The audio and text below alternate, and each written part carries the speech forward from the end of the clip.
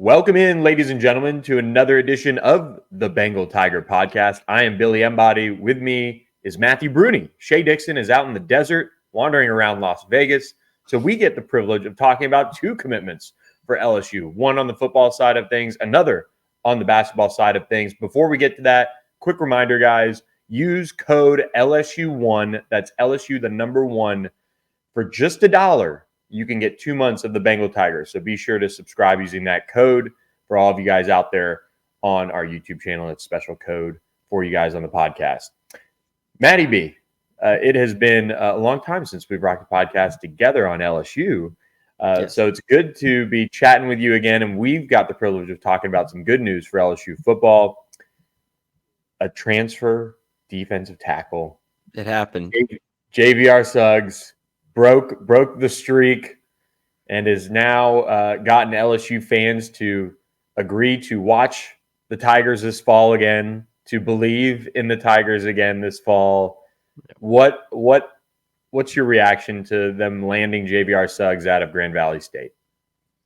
Yeah, I had obviously the defensive tackle room and the situation that they were in was dire, but you could argue that it was getting kind of overblown to a degree. Now, I obviously think they needed defensive tackle help, but at this point, when you miss out on the two on Williams and Barrow, you're kind of just looking for bodies at this point. And Suggs, 6'3", 282, had 21 tackles, 7 TFLs, 3 sacks at Grand Valley State in 2022. Those numbers went up last year. 7 TFLs, 5 sacks. He's a body, and I think he's someone who can compete. And you look at the room with Gio Paez coming in, and Sean Washington coming in, and Jacoby and Guillory returning. Before we go too big picture, I think it's a good addition, and it's a player that they needed to get, and they needed to get on board quickly because the options across the country, we're looking kind of slim. Blake Baker's coached some undersized defensive linemen at Missouri. Bo Davis had Byron Murphy, who's not the tallest guy in the world, but very productive. We're not saying all of these guys are going to, or JVR Suggs is going to end up being an NFL draft pick, but he is a depth piece. The plan, at least, has been executed before with undersized defensive linemen in Blake Baker's scheme. When you look at how he can use him, I feel like obviously he can play both defensive tackle spots, but just having that extra body to rotate a veteran. He's also got 2 years of eligibility remaining. I think that's important. And I was talking with some other folks just this morning about that.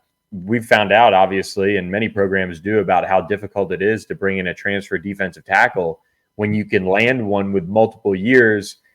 And you hope that with these ties with Brian Kelly and his sons and his family, with the Grand Valley State ties, that JVR should be comfortable in Baton Rouge. He can earn a degree and do all of those things and get to play at the highest level. This is a nice quality depth piece. And at minimum, that's where the expectation should be. And when you can roll out another player who can give you good snaps at 100%, it helps all the other guys in terms of their quality of reps that they give you over the course of a game. Yeah, certainly. And I think, when you look at the room in general, I was hopeful maybe Jalen Lee could step up a little bit. It doesn't seem like he really was able to. It looked like Kimo Macagnola kind of passed him up in the spring. Obviously, we know about Kimo and his transition to the defensive line. So ultimately, I had wondered, because a lot of talk had been about getting players with starting experience, players that had, significant reps, regardless of really what level that came. And you see why, because they have really no other, like Paez and Suggs will step in and almost immediately be their most experienced players in terms of starts. Like that's the situation they're in. Guillory, we know, has played, but hasn't started. And even when he has played, it's been pretty sparingly. And then you got to go from there. Washington at the junior college ranks last year, but then you get McKinley and Johnson in as freshmen, and you're just hoping that you can piece it together this year. I think that's really where they're at. I watched the film of Gio Paez, and I do think Shay talked about it, I mean, a little bit on our last podcast. He did start games at Wisconsin. He would have been starting games at Wisconsin a good amount this year. I don't think he's great, but I certainly think he's someone who can come in and kind of fit that mold of what they're trying to do as a sixth-year guy that's really tough. And so you add him and you add Suggs, and like you said, at the very least, it's a room that that Davis can work with um, in terms of talent and experience. Like, you get players that kind of know what it takes to at least start games and play significant snaps, because like you said, that is the challenge at defensive tackle, where you have a lot of guys where it's usually rotation. I mean, at some point you need a guy like, hey, we need a third down stop or something. We're going to put a guy who knows what it takes to get that stop in. And that's where I think Paez is huge. I think Guillory will be big. And I'm interested to see where Suggs stacks up in this room. Is he above Kimo Macagnoli? Is he above Guillory? Or is he kind of fighting for rotation snaps? Like, I don't know. And I don't think anyone really knows, even though, he has some numbers at Grand Valley State. It's still, that jump from Grand Valley State to LSU is stark, to say the least. So I'm interested to see how it all plays out in this fall.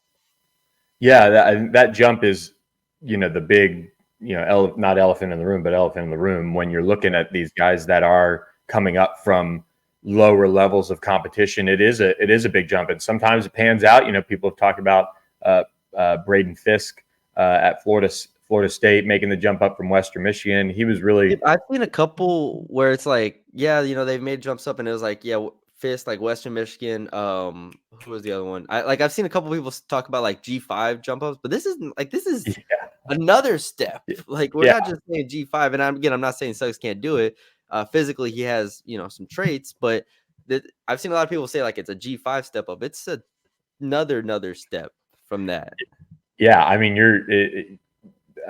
the quarterback's getting recruited for guys like me coming out of high school for that level. I mean, that they're chasing the Grand Valley State offer and all of that, but it's just different. And the quality of linemen you face week in, week out is different. And he had a productive last season. I mean, I think he had at least a half tackle for loss in 8 games. So consistently kind of making an impact in that respect.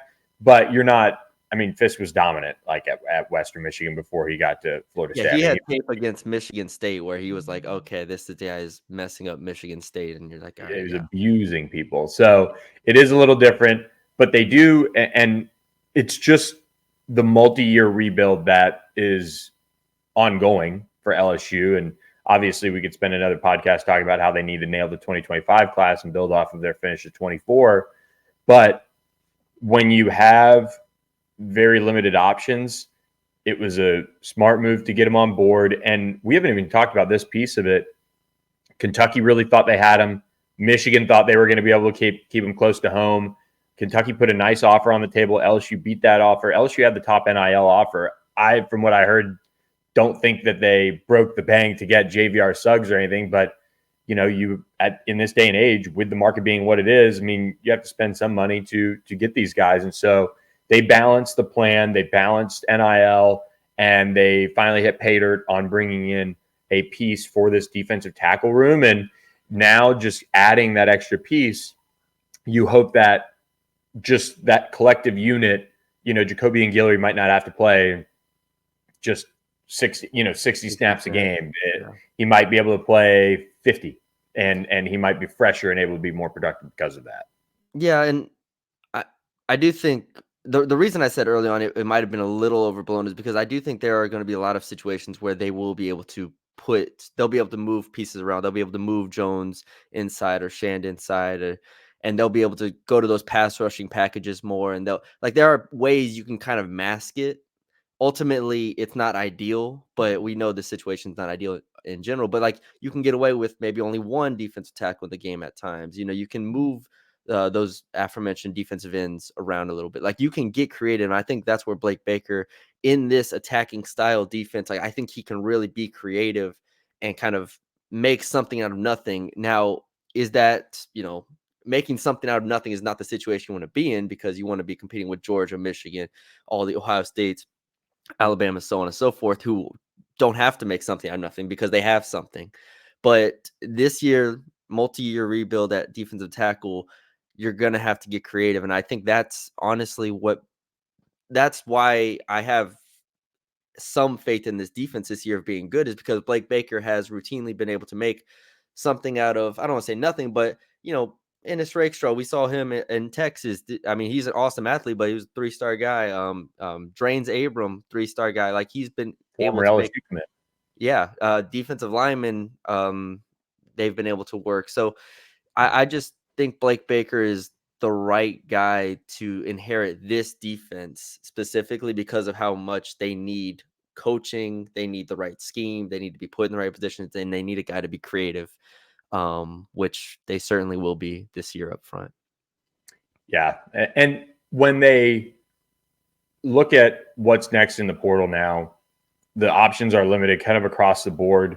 We do want to make note, keeping an eye on 2 players that they are at least recruiting. And there's a lot of like discussion around Tyler Barron, the Louisville edge, who did in fact sign paperwork with Ole Miss earlier this year. And so when you sign paperwork as an SEC commit / transfer signee, it does kind of bar you, or I say kind of, it bars you from transferring to an SEC school.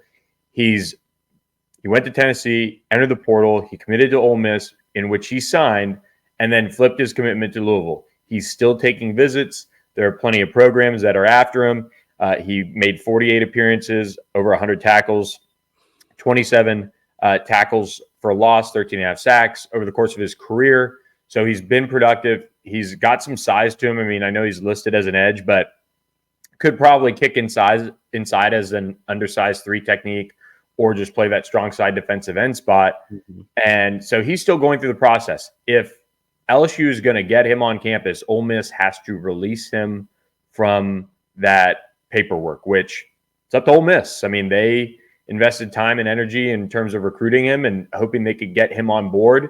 And, he ends up flipping to Louisville, and, we'll see kind of how it plays out. But it's a really interesting situation that not too many people know about. And when you go through the transfer portal process of tracking these guys, when they visit another SEC school, it's so imperative that, from our perspective, tracking it, that we find out, where things stand with that. I mean, did he leave campus without signing with the program? And so it's just another kind of wonky rule with the SEC kind of protecting each other from flipping commits and things like that. But he would be an upgrade in terms of just the overall defensive line. And then you can, again, kind of add more pieces for Blake Baker and Bo Davis to play around with if they can get him to visit. Yeah, I think it's been interesting that they've gone after some, or at least been linked to some edges, some defensive ends. And even if they are, they're bigger, kind of like Savion Jones or Parashan types that could potentially kick inside. And I think that just speaks to, like I said, the overall creativity they're going to need. They're going to need a lot of bodies. I think Relaford is going to be pretty big for this team year one. Now, how far along he is year one, I don't know. Obviously, he had a great spring game with the 2nd unit and the 3rd unit. But I do think a guy like Relaford will be big in allowing them to be flexible. We'll see Swinson and Womack probably stay at that like edge spot, but I just think it's going to be, and then Harold Perkins is obviously another piece that can be versatile and used in a lot of different ways. So I do not envy the job of Blake Baker this year, and or Bo Davis obviously up front, but like they just, it's a rebuild across the defense, but especially up front. I think they're just trying to get as many talented bodies as they can right now. Last note, we'll pass along quickly. You mentioned guys that you're feeling for, and Corey Raymond and Jake Olson walking into those 2 rooms are kind of in similar situations, especially Corey Raymond with the corners. But Wesley Walker is a defensive back safety that LSU's recruiting. There's kind of a thought that Wesley Walker, who was at Louisville briefly with Tyler Barron, there is kind of a thought that they might be a package deal, but he's played in 23 games with Tennessee, 12 starts over that time, 89 tackles, 9 tackles for loss, 2 sacks, 7 pass breakups, and an interception in 2 seasons with Tennessee. And he's another talented guy. If you can kind of upgrade the back end, it might be able to, help you out on the defensive line in a way too. So that's another name they're kicking around. And we will keep our subscribers at the Bengal Tiger updated if he does in fact make it in this weekend. Yeah, we can go on a long tangent about the defensive backfield and the situation therein as well. But I mean, at least you kind of feel like at least the defensive backs have some guys that you trust in a sense to be there, and they have some experience, right? Between Major Burns, Jordan Gilbert, Sage Ryan. We'll see with the cornerback position how that all shakes out between Zy Alexander getting healthy, then the sophomores and freshmen and stuff. So that's a whole different tangent. I could go on it if you wanted, but we have enough to talk about here. But yeah, it'll be interesting to see if they add another corner. Yeah. Quick note before we move on to the basketball side of things, Matty B's favorite segment of the podcast, we do have to remind you guys about our friends at My Perfect Franchise. Andy Ludicky and his team, they're franchise consultants. It's what they do for a living. If you're ready to leave the corporate rat race for the American dream, look for that side hustle. Or if you want to diversify, build wealth, and leave a legacy for your family or even friends, Andy can help. He's a franchise consultant and owns franchises and helps people find franchises that fit their skill sets, financial requirements, time to commit, and more. The best part, his services are 100% free, and he's here to help you with any questions that you have about business ownership. Reach out to Andy. Go to myperfectfranchise.net or give him a call, 404-973-9901, or email him, Andy, A-N-D-Y, at myperfectfranchise.net. So Andy and his team always keeping in really close eye on what the trends are with franchises and franchise ownership and all those things to help put you in position to succeed. So appreciate their support of the Bengal Tiger Podcast. Matty B, basketball. News came quick on Thursday morning as LSU landed a really interesting player in Noah Boyd. First of all, let's start off with a little bit of a backstory here. Noah Boyd, as you see on YouTube, if you're watching, Boyed. Well, his junior college misspelled it Boyde. And actually, Joe Tipton and I were talking about this as he broke the news, our national basketball recruiting analyst.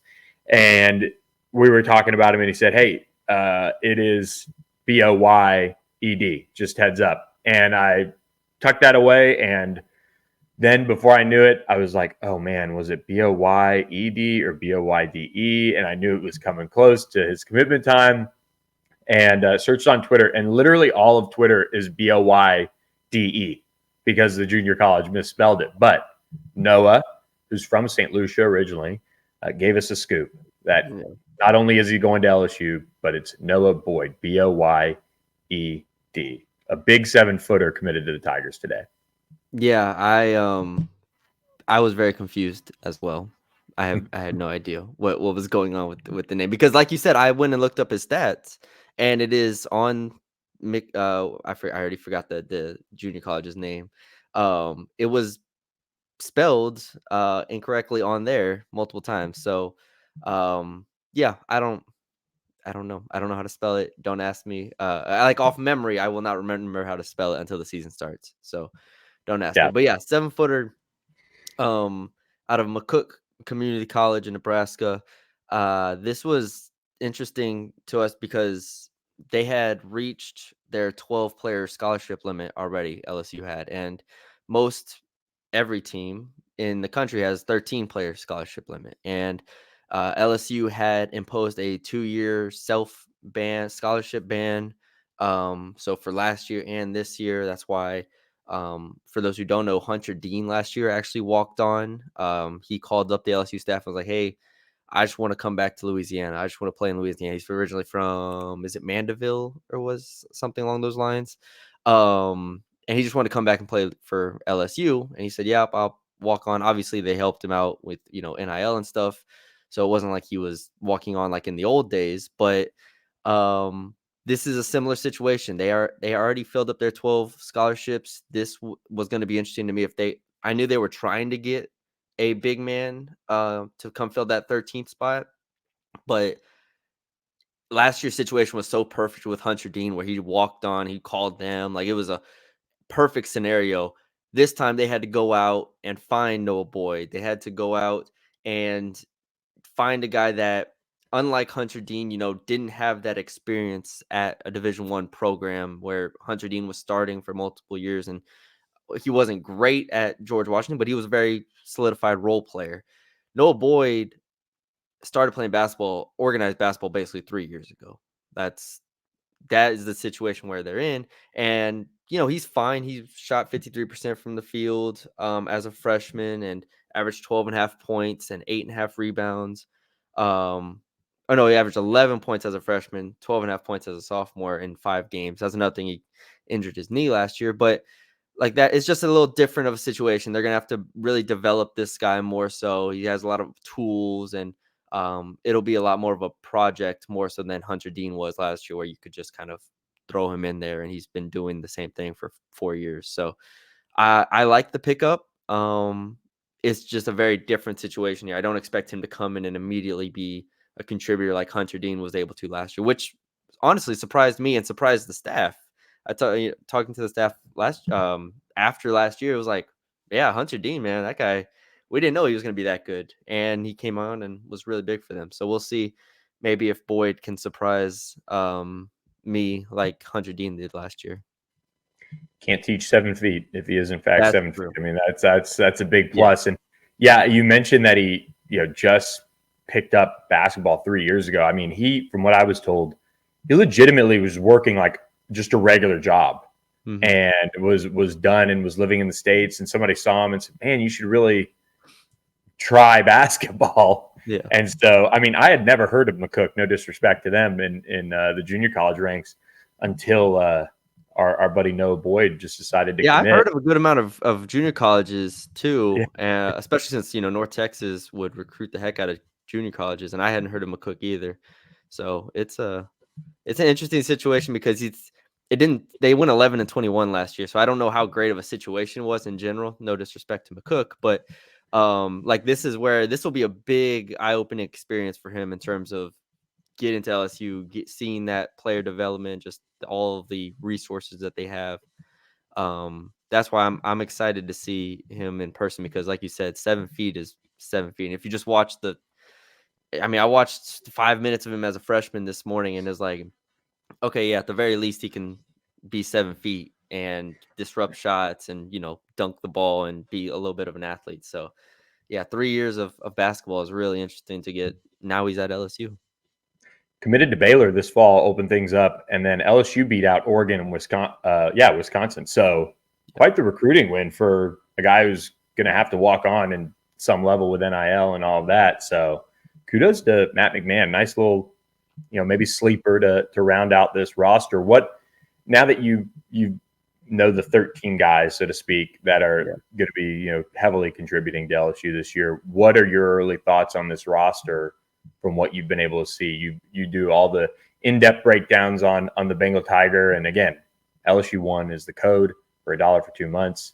Matty B's heading out to live period this weekend. What are your thoughts though on Noah Boyd? this whole roster when it comes to maybe how it fits in the SEC. So they've added Jordan Sears, the number 9 scorer in the country last year from UT Martin at point guard. They've added Cam Carter, a starting guard from Kansas State, and they've added I believe it's Jai, right? Jai Bailey. Yeah, I believe it is, or Jai or Jay, but yes, it's not Jai or anything like that. Yeah. So they added Bailey from Richmond, who's another contributing wing there, and then they added I believe it was the number 13 freshman class in the country with Victorious Miller, Robert Miller, and Curtis Givens, 3 players who I'm really high on, top 65 prospects, 4-star guys that I saw Miller in person, and then Curtis and Victorious both played significant roles on top 10 teams in the country. Givens played on Montverde, the best team in the country. So they have I look at the additions this year, and I feel great about the talent level on this team. Like I've said it on the board, this is by far the most talented team that McMahon will have in his, this will be his third year, especially considering Jalen Cook didn't really play last year. So the talent level on this team is that of an NCAA tournament team. I think this is one where, like I've said, I think the floor honestly can be like 9-9 in the SEC at the very least, and I think they could be fighting for 10. I think they could fight for 11. Now, the non-conference will play a big role in obviously the NCAA tournament and postseason play. As we know, this year they went 9-9 in conference, but they lost all their significant non-conference games, so they were out of it. I think the talent level from this team is that of a top half SEC team. I'm interested to see Jordan Sears because I think he's going to be what Jalen Cook kind of should have been.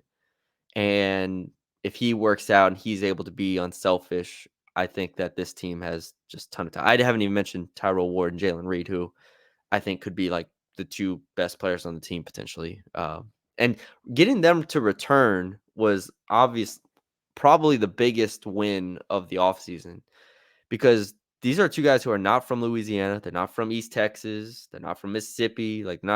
They are from, oh no, Jalen Reed is from, I always get that confused. Tyrell Ward is from Baltimore.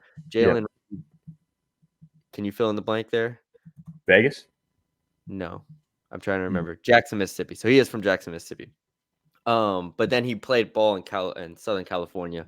That's where I watched his tape from. So, anyways, you get to keep those two and get them into their third year. I just think that is massive for them. So I love this team on paper. I'm glad they added another 5 because they are a little, I don't want to say thin, but like they don't have a true 5 besides like Damian Collins, who kind of, got hurt last year and is kind of thin. So they have some depth now in the front court, which was their biggest need, and I just think that the talent of this team is really well built. And what a night and day difference. Obviously, not to bring Will Wade into this, but Matt McMahon is a builder. I mean, this is kind of like when Scott Woodward hires coaches. It seems like this is kind of his MO, is finding coaches that can find pieces that fit what he wants to do and build them. And now you're seeing that with this team, coming together potentially and having, Matt McMahon's best team at LSU. It's taken a minute, but he slowly built this program into a group that, even though you use the transfer portal, you use, some high school recruiting as well. He's got it at least pointing in the right direction heading into this season. Yeah. The SEC gets, I don't even know if it gets significantly tough, but it gets tougher with Texas and Oklahoma coming in. It's going to be fascinating to see how it all shakes out, but and the coaches, and the programs in the SEC in every sport are at a high level, but McMahon, I think from a depth perspective and just from overall like having the players that can compete with these, Kentucky last year, they ended up beating Kentucky, but it was like it felt kind of fluky this year, and for the years to come, I think you're going to be able to compete with the Arkansas and the top end schools. Not saying they're going to win the conference, but like it won't feel fluky when they compete with the top end teams this year. Like they should be able to go toe to toe with Arkansas or Auburn or whoever's in, like, I don't think A&M's great personally, but like A&M, like those teams, it won't feel fluky like it did last year where, oh wow, they upset A&M on their home court. Like this year, I think they're going to actually be in contention to be one of the 6-7 best teams in the SEC. So I love the roster. Also credit to McMahon doing this, losing assistant Ronnie Hamilton, you haven't replaced him. They've definitely built something sustainable at LSU, which I think is huge. And not to plug the site one more time, but you are headed to College Station this weekend to watch the 2025 class and beyond. Get after it in the live period. The LSU staff will be there. So you're about to bring the heat once again on the basketball front. So the live periods are really getting rolling. There'll be more visitors probably popping in this summer here and there. So between football, basketball, it's a great time to be following it at thebengaltiger.com. Yep. It was interesting because I went to the Nike one that first weekend, and there were no coaches weren't allowed to be there, or at least it was like a dead period. I don't know exactly how it worked out, but I talked to a few coaches and it was like, yeah, we can't go. So let us know how they look. And now it's like, all right, now it's opened up. And so, yeah, there'll be a lot of coaches there for this Adidas one in Texas.